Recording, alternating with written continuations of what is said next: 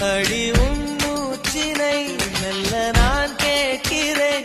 அந்த ஓசைக்கு இணையான இசையில்லையே. உந்தன் கூந்தல் முடி கொஞ்சம் அசைகின்றது.